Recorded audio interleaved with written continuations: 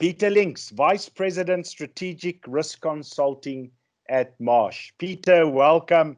Nice seeing you again. Peter is a management consultant. He currently focuses on building strategic risk consulting advisory services at Marsh. Over 11 years of experience in the consulting business across many competencies and industries. Peter currently focuses on playbooks on enterprise risk management, business continuity management, and compliance risk management. Sits on IRMSA's Africa Committee, and his cross-functional approach to his career, having gained depth and experience in strategy, ERM, market entry strategies, data analytics. Oh, it carries on, external audits and the like. Peter, you are the right person to lead this conversation. Welcome, and thank you for your time, and I'm going to hand over straight to you. Thank you, Peter. Thank you, Christopher. That's a very warm welcome. I have a lot to live up to now, but I'm happy to be here today to share some of my insights. Just give me a second while I share my screen with everyone, and then we can get going. Christopher, if you could just let me know that everyone can see that slide deck. We are on. If you can put it into presentation mode. Yes, we are there. Thank you. Perfect. Okay, awesome. So good afternoon, everyone. Really a pleasure to be able to speak with you this afternoon on the impact of COVID and what a post-COVID future looks like. I think because Vetu has taken more of a Namibia approach, I'm going to speak a bit more generally because there's just a lot of great content coming out of the globe, because this is, as Vetu said, this is an international crisis, the biggest we've all faced, because we're all going through it at the same time. So a lot of the lessons I'm going to be sharing is quite fresh, it's quite new. A lot of the reports came out last week or yesterday even. So happy to be here. I'm based in Johannesburg, South Africa, but born in Cape Town. But a deep connection with Namibia. My stepdad is from Walvis Bay, from Narraville specifically, and so I spent every June holiday, as a kid, in Namibia, in the dunes of Narraville, trying to get myself hurt by going down the dunes on a board. But yeah, so always happy to share, and hopefully you can get some of the lessons learned from what we're seeing globally. And I'm going to take more of a risk management perspective in particular to really kind of zero in on what you as risk managers can do as next steps to actually help build out the post-COVID future. Really liked what Vetu said around the digital transformation element and how this really does present opportunities, as sad as it is and as unexpected as it has been. So let me dive into it. Just from a who is Marsh, for those on the call who are maybe not so familiar. Marsh is the world's largest insurance broker. So we have clients all over the world, and by far the largest insurance broker. We help corporate clients who are listed, the mid-tier as well as smaller companies. I sit within Marsh's risk consulting division, and we help our clients actually build the solutions that they need to not only bring down the risk, but also then transfer to insurance solutions. In South Africa, we're about 90 professionals, and we actually service Namibia out of Johannesburg. We've actually done two Namibian projects last year, and we're starting one in the financial services industry actually in June. So we're serviced from South Africa, but we're based in South Africa, but we do service Namibia, and we've got a team of actuaries, of risk professionals who are all affiliated with IRMSA, as am I, management accountants, management consultants like myself, different backgrounds, and we really work to help our clients develop solutions. We're 800 colleagues globally, and that's really cool to be, especially during a time like this, to be able to leverage off all of that best practice. As Italy was ahead of us, the UK was ahead of us, and so we're actually in a space where we can leverage off of some of the things that worked, and as you see from the numbers, some of the things that didn't work so well. So what we're about to go through is international best practice, and happy to share with you. So what I'd like to cover today is just the latest COVID-19 risks outlook report, which was released last week. Two is to focus on an understanding of the pandemic cycle. So where is your company in the pandemic cycle? 3, how do you plan for the future and for recovery? And then 4, it's really what are the 3 important risk assessments that I think you as risk and insurance managers should be doing in the next 2 to 3 weeks as you go into stage 3 lockdown. And so that will be the key themes for today. But let's start by saying that every organization is asking lots of urgent questions with uncertain outcomes at the moment. We're asking ourselves, how deep will the recession go? Which countries and industries will fare the worst? As Vetu mentioned, some industries will be more resilient. Telco maybe, financial services maybe, but some like hospitality and travel, are really going to take a deeper knock potentially. Questions around, are the stimulus packages that government has issued working? So, I mean, your government issued a 1.8 billion rand stimulus package, uptake in terms of that immediate cash relief, over 500,000 people taking up the offer of $750 out of 800,000 applicants. So will that stimulus work? Will that help your suppliers, your partners, your customers actually make it through this time? When will this lockdown really end? So that's one of another question that Vetu raised, talking about the U-shaped recovery. So that's where we think, that there's a recession, but we come out of it quite nicely. Or the L-shaped recovery, where there's a deep recession and then quite a protracted recession thereafter before recovery happens. We also talk about the W-shaped recession, so what happens if there's another big wave? So we come out of it slightly and then we go back into it, let's say in early 2021 as an example. So these are the questions we're asking ourselves. When do you bring suppliers, asset streams online again? Again, Vetu said, when is it safe to bring your employees and your customers back to your premises? Are you doing temperature scanning? Are you doing logs? Are you insisting that your customers wear masks, as is the case in South Africa, but not in some countries like the UK? Then critically, and this is we start thinking about the future. How will consumer behavior evolve? How will this change our appetite? As we said, one of my team has been asking me about working from home as a policy for a while. And I've said, I think if you need a day or two to work from home, that's fine. But actually, I'd prefer if everyone did come to office because of the nature of our work. But now, of course, I've been disproved, right? Because the team is still working from home and doing so effectively. So, and the same for your consumers or your customers. How will consumer behavior change and how will that impact on your business? Again, that's a threat or an opportunity, potentially, depending on the nature of your business and your industry. Then the last two bubbles, the second last one, do we need to reassess our product roadmap? So because of this new consumer behavior and demand, do you need to offer a different product mix?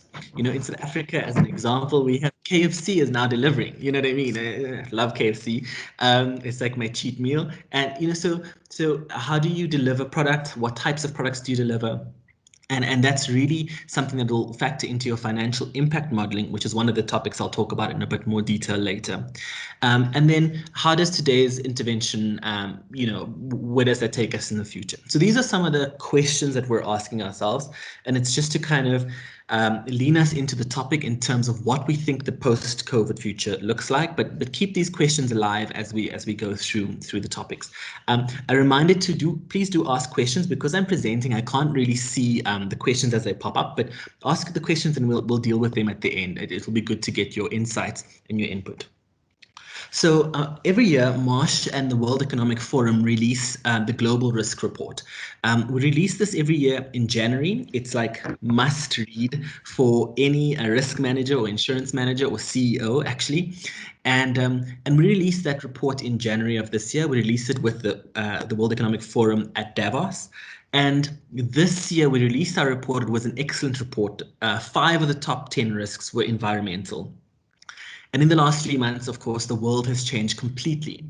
So what we've done is we have reissued the report as a COVID-19 risks outlook report to give you really insights into what 350 world experts are thinking emerging risks around COVID look like specifically. And let's dive into that. So the report was released last week, so it's fresh hot off the presses. although of course no, the digital presses, because we have moved to completely digital, all of us.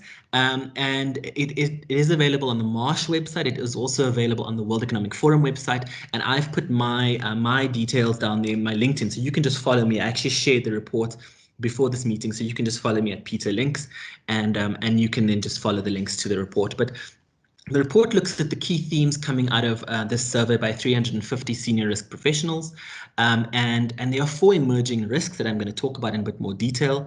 One, the resultant economic shift. I loved Veto's point around moving from a health crisis, and how do we avoid that becoming an economic crisis, and we'll touch on some of those topics.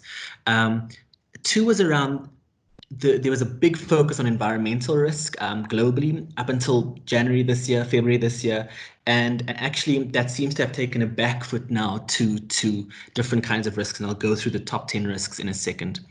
3, this has really brought to the fore societal anxieties, so a lot more focus on mental health, mental wellness, especially as your employees work from home. The stresses that could actually be in the home. Our president in South Africa last week saying, or at his, not his last speech, the previous one saying, that the domestic violence has really gone up in South Africa. And so, these are the types of risks now that become more real. And then 4, something around the technological dependence of working from home, especially. But let's look at and I think as risk managers, predominantly, I think the next slide will be very helpful. Okay, so we asked the survey respondents, how will COVID impact on their firm, right? And we saw that there were 3 key themes. The one was big focus on going concern issues. I mean, I think in the report we call it survivability issues, but will your firm even survive this pandemic? It's very sad. We had a leadership team discussion today, and for the first time, some of our customers are asking to pay part invoices, as an example, sometimes asking to pay 10% of the invoice every month, but just to help them get through this period of cash constraint, as an example. Second is around operational challenges. How do you keep your business going with disrupted supply chains? And 3 is around the global economy and what that will mean. So if we look at the top 10 risks, and there's no surprises here, but it is, again, very different to what the world was saying just 3 months ago. Number 1, the risk of the prolonged recession as a result of the global, of COVID. The IMF has predicted that the world GDP will contract by 3%. The first time that that's ever happened, that the entire world goes into contraction. As Veto said, not even the last World War was quite as bad. Because some parts were affected and some could tick along, even though under suboptimal conditions. Sub-Saharan Africa is predicted to contract by about 1.6%. South Africa to contract by 6% GDP, and then spring back about next year. And what does that mean for Namibia? I'd be interested from your perspective to hear some stats, because I think you guys contracted by about 1.1% last year. So what does that look like, for many economies around the world? 2 is around a surge in bankruptcies and a wave of industry consolidation. So to the point earlier, many companies struggling to survive. And what might happen is the stronger companies might, through mergers and acquisitions, actually swallow up those companies to give them a second chance. 3, I will talk about in quite a bit of detail later on, and it's around cyber attacks and data fraud from shifting and working patterns. So in the first week of lockdown in South Africa, we saw a 400% increase in phishing attacks. Random emails saying, this website has been hacked as a result of COVID, and please update your detail. 400% increase because more people are now working from home. Often these are people who've not worked from home before. I know that there were big rushes to get many people who are desktop-bound laptops for the first time, VPN then for the first time. Are you using VPN effectively? Are your employees using VPN effectively? In Marsh, they actually send us phishing attempt emails to see if we will click on the link. And if you report it as phishing, then you actually pass the test. So what are you as risk managers doing to create awareness around the increased risks around cyber attacks and data fraud? Interestingly, one of the big 4 consulting houses released a report last week saying that we're all trying to cut costs and contain costs, but that the CFOs would not be cutting costs around cyber. So CFOs understanding, and CTOs and data officers understanding that, the increased risk of cyber attacks means that we need to keep our spending around cyber protection. So 4 is, and I mean, you can read through the list: failure of industries or sectors to properly recover, protracted disruption of global supply chains, a big risk, maybe not so well understood yet, because and I'm going to use an example from South Africa as an example. What happens when our different provinces go into different stages of lockdown? So what happens if you have a manufacturing concern in KwaZulu-Natal, but your operations are based in Gauteng and you're on different lockdown levels? How do you get goods and transit, goods and services, between provinces? So global supply chains, what used to be a big move towards globalization, just in time, ordering of stock has actually become a threat now for many businesses. And the rest, I think, is self-explanatory. Someone must just keep me honest with time in case I run over. So then the next question is just around, what are the significant changes we're seeing on the global risk landscape? Let's just see. Okay, so this summarizes the report in one slide. We're seeing economic shifts, of course. So the big concern around unsustainable levels of public debt, with these stimulus packages, these bailout packages, changing economic relations around the world, and business confidence at its lowest since the last sort of global recession related to the financial crisis in 2008. As I mentioned, a lot of focus on societal anxiety. So inequality is growing, specifically amongst the poorer. What are the lasting public health consequences? And interestingly, the point 3 around societal anxieties is, government overreach. So there's a big focus on tracking, contact tracing, and one of the easiest ways to do that is actually to trace, your cell phone. How much access do you give government? How much access does government take during this time to protect your personal, to protect society, but maybe at the expense of some of your individual freedoms? So there are some concerns around that. As I mentioned, sustainability setbacks. The economic recovery is really taking precedence now over the green movement, and that less sustainable options might be cheaper and easier to implement. And then finally, technological dependence and acceleration of automation and digitization. And the hasty adoption of surveillance technology, as I mentioned earlier. So this is some of the 4 key themes from the report. So economic shift, societal anxieties, sustainability setbacks, and technological dependence. What are the 5 things key challenges that you as risk managers, CFOs, whoever's on the call, should be thinking about? One is around understanding your interdependencies. And this is a risk that comes up again related to supply chain, because you might be able to resume operations if Namibia moves to stage 3 on the 2nd of June. But is your supplier able to move back? Is your supplier back online? Have we done scenario analysis around the dependence on your supplier and on your supplier's supplier? Is it something to think about?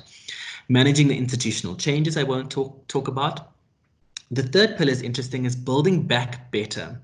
So how do leaders plan for recovery, taking a prudent approach, looking at scenario planning, but where there are no unintended consequences? And also, how do you plan so that you can, if we do go into a second wave, which is there's a lot of literature around us moving into a second wave, how do you actually prepare for the second wave? And maybe we go back to I think your stage lockdown 1, are we ready to move out of lockdown and then back into lockdown quite quickly? And then points around building international and corporate resilience and strengthening public-private partnerships. And that's working with government, with your departments as companies, etc., which you're familiar with. Okay, so I've spoken quite a bit, and my apologies, I do speak quite quickly and quite fast. But where does this leave you? So we've given you a view of, in terms of sort of what are the global themes, or global trends, global risks, but understanding your stage of the pandemic cycle. So navigating the pandemic response cycle, we've had a peak, right, of some kind. Your numbers are really good. you only 21 kind of cases and with no deaths by the grace of God. So that's awesome. But the question is, what do the future peaks look like? And the other question is, are you prepared to move between these peaks and troughs for the next 3, 6, 12, and 18 months? As Vetu said earlier, COVID is not going away until the vaccination arrives. We hope that happens within 12 to 18 months. There's some hopes that some universities are working on cures. But can you move between these states? And have you taken a view across 3, 6, 12, and 18 months? We believe that there are 3 stages that you should be thinking about where your business is. The first is the response phase, and that's very much where we all have been in the last, at least the first 4 or 6 weeks of the crisis. So employers were trying to execute their BCPs, their business continuity plans, and they were trying to find support for the essential workers, trying to ensure that life came first, as Vetu said earlier. And that's where we were. We're almost in a state of chaos. Where you did have a mature business continuity management plan, and that's what we see. Companies who had BCM in place and had tested BCM in place have survived pretty much unscathed from this pandemic, this black swan event, if you will. But those who didn't are struggling. So we were all in a respond phase. And then we're kind of moving into a period of recovery, right? So this is volatility. We're opening back up. You're trying to make sure that you're opening back up safely, that you're bringing suppliers back online. And so this is an interesting, and you must be prepared to circulate between respond and recover based on the lockdown stage, right? And then really the interesting thing is the rebound phase. So that's where we try and reimagine the future of work. We use automation where we can, and we try and reskill staff to really be able to survive in this new, what we're calling the new normal, or what some commentators are calling business as unusual. How do we prepare for business as unusual? And these are the 3 states that you will probably be circulating or oscillating throughout over the next 3, 6, 12, 18 months. And as risk managers, are you preparing your risk committees on the board for this state? Into stage 1, out of stage 1, back into stage 1, depending on the peaks that might come. So, a timeline of Namibia's, you're all fairly familiar with this timeline. And I've skipped too far ahead. But yeah, so my research tells me that you're expected to move to stage 3, on the 2nd of June, and then 28 days later to stage 4, but that will depend on the infection rates, right? Also remember that South Africa is kind of opening up a little bit. There's a lot of movement between South Africa and Namibia. I think the last 3 cases reported in Namibia kind of resulted from South Africa somehow. So how will that impact on your pandemic cycles is the important thing. Okay, but as a risk community, where to from here? How do we plan for the future? So I think the first thing to note is that we should be thinking about the 4 impacts of COVID on your business. First is the people focus. People must come first. The health and safety and wellness of your employees are obviously of utmost importance as your biggest asset. And what we see happening now in South Africa is as the mines open up, as an example, and the infections break out, I think 110 people in one of the mines were infected or were tested positive yesterday in one of the mines. That mine has to shut down. So how do you protect people, not only so that their wellness is protected, but also in order to manage your operations, to manage business interruption. There's a lot of questions from the insurance market, and I'm not from the insurance side of the business, so I can't talk about this with great confidence. But business interruption cover, will you be able to claim that from the business interruption cover if you did have infectious disease cover in your policies? And that's not looking positive at the moment, but as brokers, we're helping our clients actually put through claims nonetheless where they do have the cover. So how do you manage your operations, again, between pandemic cycles, but also minimize costs to actually help with the revenue loss? The third point is something, as risk managers, we typically think about reputational risk almost as an impact of another risk materializing.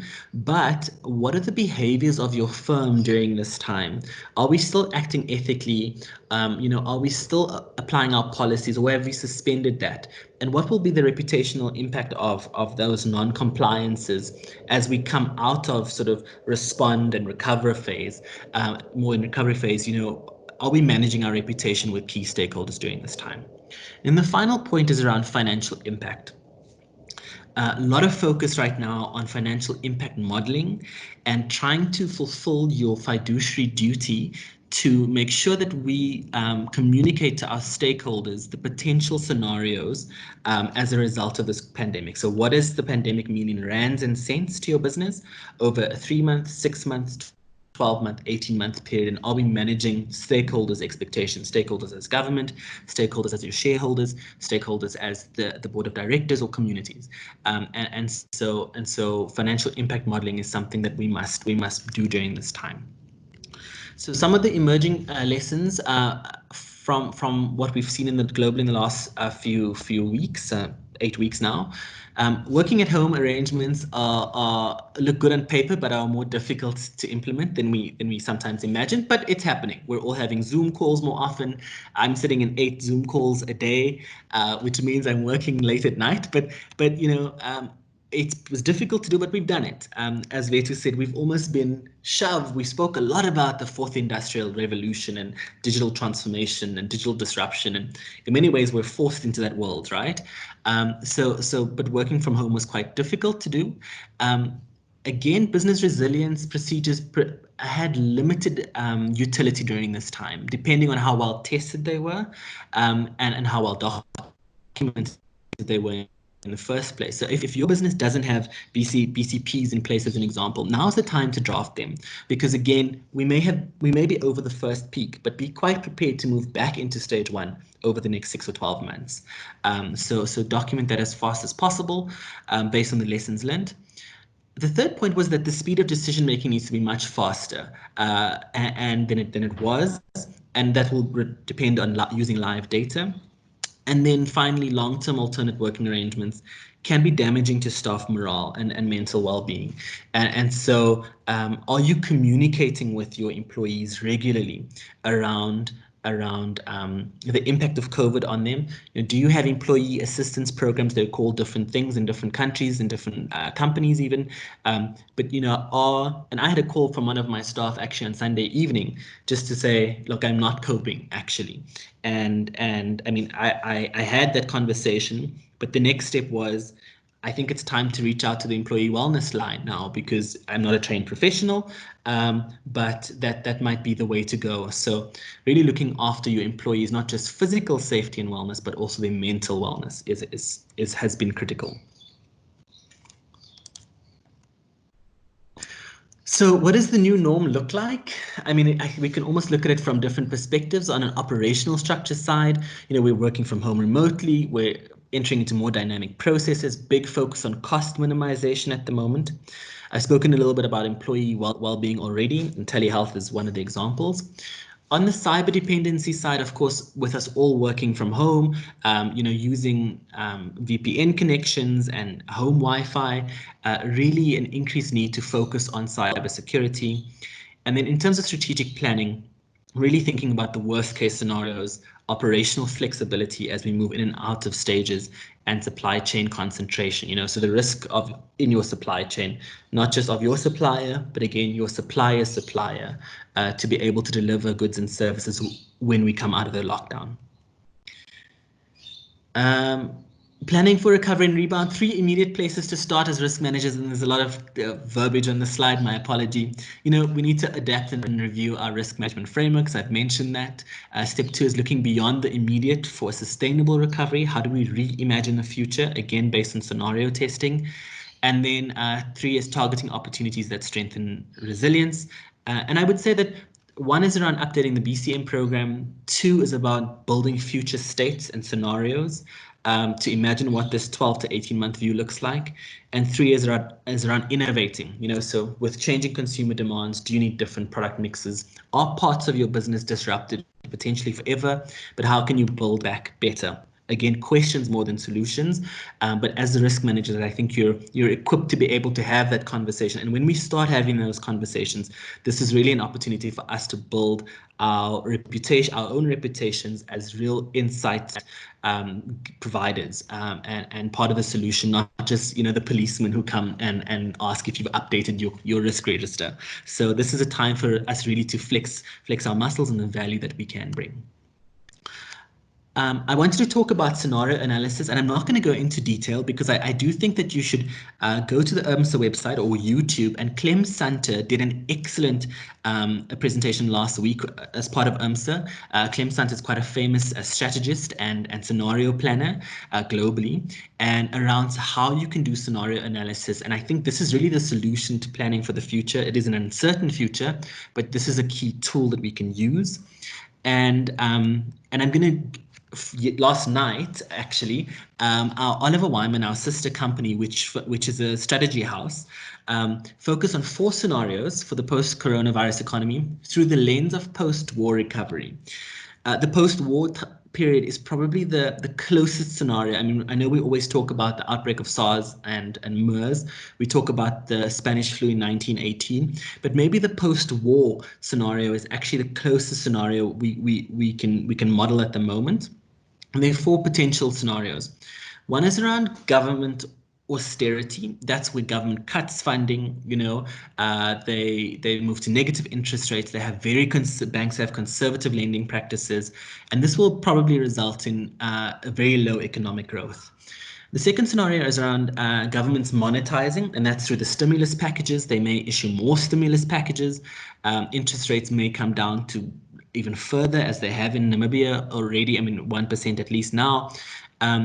But the result of pumping all this excess cash into the economy could result in inflation down the line, right? So there's the austerity option, there's the monetization option, and it seems like in Namibia it's a lot of the monetization happening. Same with South Africa, I think, in terms of government stimulus to keep the economy going. The third is interesting. It's around, and if you know anything about scenarios, it's about choosing kind of almost far out kind of ways of looking at the problem. The one is around geopolitical realignment. So previously in the world economy, in that post-war economy, America would step in as a big brother to kind of save us all, and intervene. But America's policy seems to be a lot more nationalistic at the moment under the current administration, and will they step in? Or will China most plausibly step in to kind of offer support through the Belt and Road Initiative, as an example? And what does that mean for the EU, NATO, and so that's a very interesting scenario, where China already predicted to take over as the world economic leader in 2030, maybe 2035, 2040.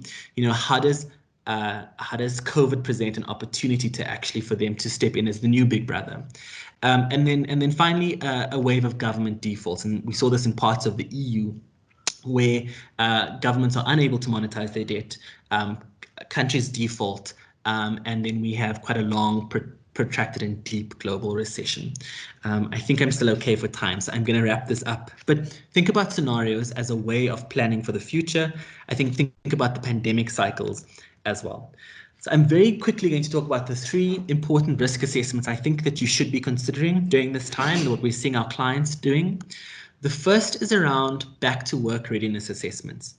A lot of government legislation around the rules about what you should and shouldn't do as you bring your employees, your customers back to work. Lots of international best practices.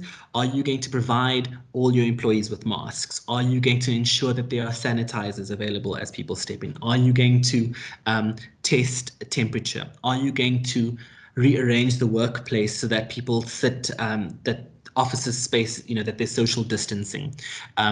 Will you limit the amount of times people can go to the loo for comfort breaks? Are they going to record their movements within the office, in case someone is infected, and so that you can do contact tracing so we know who they came into contact with? So back to work readiness assessment is happening at many of our clients. We did a poll at last week amongst our clients, and about 47% of our clients were saying that they had already started doing these back to work readiness assessments, and these should cover things like the people, the operations, the supply chain, the response teams, and risk and insurance alignment is quite key. So as risk managers, really do your homework in terms of understanding all the legislation and building the controls to make sure that we mitigate, because the government will come back and audit at some point as well. And so think about that. The cyber risk assessment for working from home is quite critical. As I said earlier, the increase in phishing attacks and working from home, cyber incidents has multiplied 4 or 5 times. And so please think about performing a cyber risk assessment to understand where your vulnerabilities are. I think that's quite key. And then finally, something around financial impact modeling. How questions to ask: how viable is your current business plan given the COVID-19 pandemic? What is the financial impact over 3, 6, 12 months? What actions are you taking under each scenario, etc.? How have you estimated how much of your workforce might be infected by the COVID virus? Will you be able to continue operations without them, and for how long? So these are the 3 things that I think the key takeaways from I've spoken quite a bit about quite a lot of topics, but I think for this community, BCM, focus on your BCM, updating the disaster recovery plans, because we probably will go into stage 1 again. From a cyber perspective, reinforcing your security awareness and then conducting the financial impact assessments. So that's it from my side.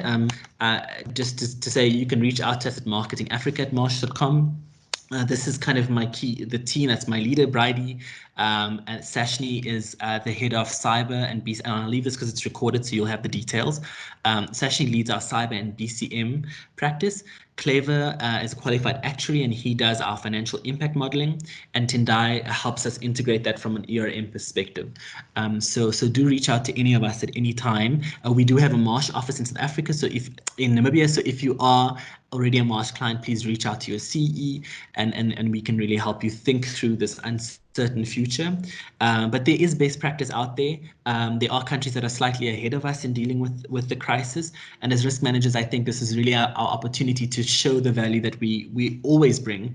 But it now falls upon us to help the C-suite understand some of the implications. And I think most importantly, build those future states, those future scenarios, so we can start working towards and building back better, I think is the key theme. So thank you very much. That's it from my side. I'm going to hand back to Christopher, unless there are questions that we will tackle immediately. Peter, thank you very much for very insightful information that you've shared with us. Lovely presentation. People are jumping up and down to ask whether they could get, and the presentation will be shared with them. So Absolutely. maybe excellent. Thank you. So we will work with you to get that to all the attendees. First question, Peter, from Michael Bierkes. Yeah. Do we foresee a communist China taking over the world, specifically through acquisitions of stressed companies and critical infrastructure and debt provision? It's a great question. I'm starting to close my my presentation, but let me tackle the question. Look, many economists will predict that that China is set to become the largest world economy by 2030. Let's say as a number, anyway, right? The interesting thing about China is that China doesn't appear to be as willing to enforce their beliefs on other countries or companies as maybe some of the former superpowers. So I say that very delicately in case there's anyone from the American embassy on board. But so let's say China does take over sooner. What really is the risk? I don't see what the risk is, because China is not the kind of country that tries to impose its communist view necessarily on the companies that they take over. I think they're quite self-interested in that perspective. If they do take over companies, countries, it's really to benefit their supply chain, to benefit their resources. I'm not sure what the downside is necessarily to China taking over. And the prediction is that they will take over anyway. So that was a kind of a roundabout answer. But the answer is China is set to be the world's superpower by 2030, give or take a few years. Excellent. Thanks, Christopher. Excellent. Peter, question from need to check now. You know, Antonella writes essays and then this little question at the bottom. So I'm going to try and shorten this. Antonella is firstly thanking you for a great presentation and for the fresh WEF report. Cool. She's saying that everybody's now focusing on survival. All hands are on deck. Is this now the right time for boards to start thinking about new strategies, redefining the existing ones? And also in that, what do boards need to change in the way that they deal with risk to become future fit? I think Antonella, what a great question. And I'm not seeing a lot of it, to be honest. I think we're all in survival mode at the moment. Every single company we speak to is in survival mode. If they were essential services and operated through much of the lockdown already, they're a bit more advanced in terms of what this new normal looks like. They've had a bit more time to think about it. But I'm not seeing companies completely rethink their strategy. And that's what we're talking about here, right? This is going to be a very different world, potentially, to the one that we currently live in, at least for 12, 18 months. And so they absolutely must be looking at their strategy for the next, or at least let's call it a tactical plan, right? Maybe if the strategy has got a 5-year focus, maybe the tactical plan has an 18-month focus, and that's where we should what we should be thinking about.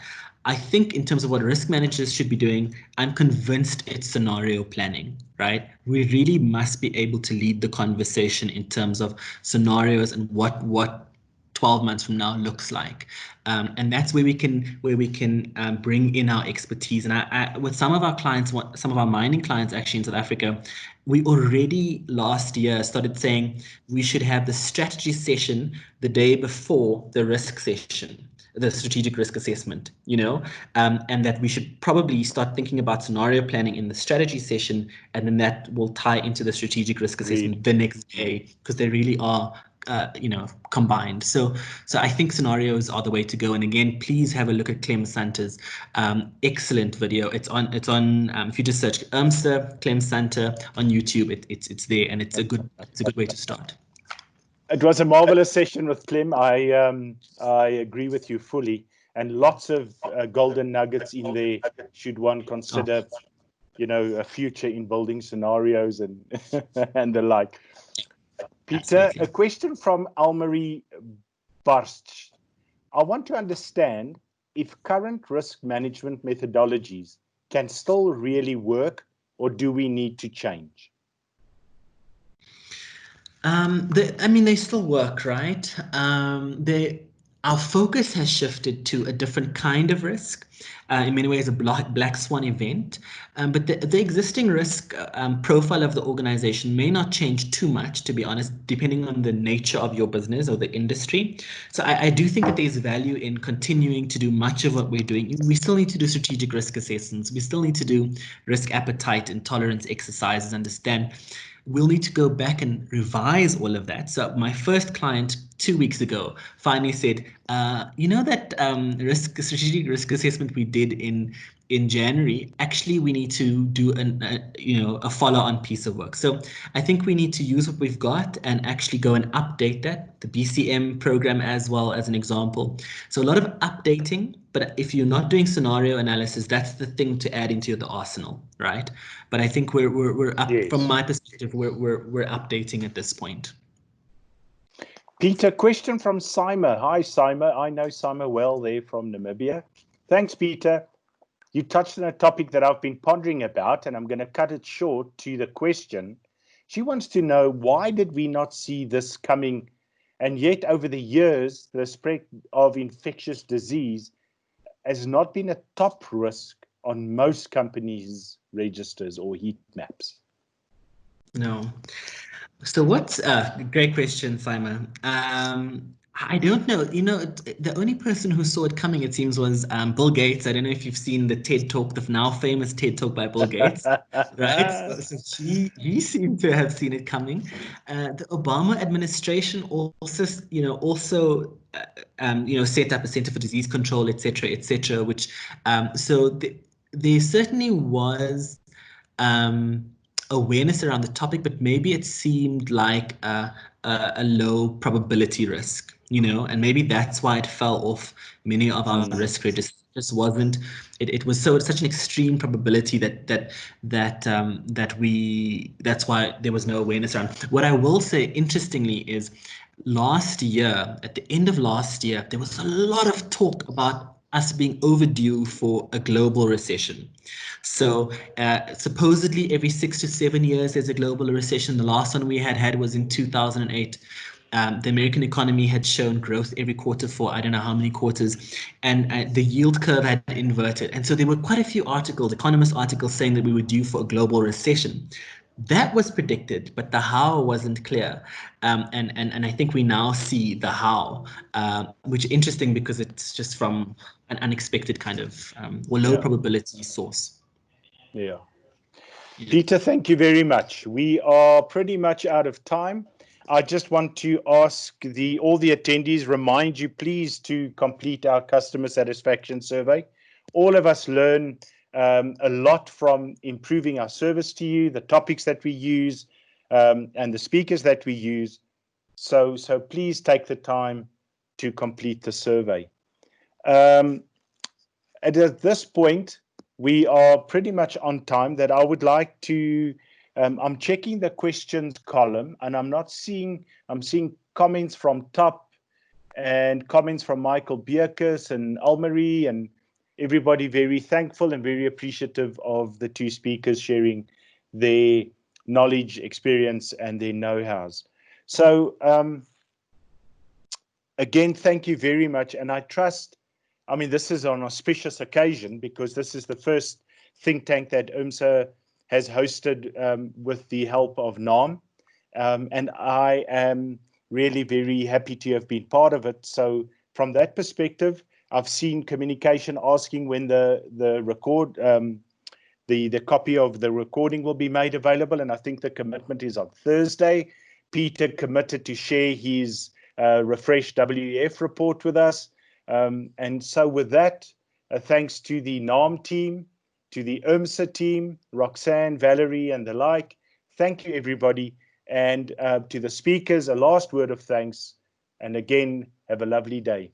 Thank you very much, and we'll end the session now. Thank you.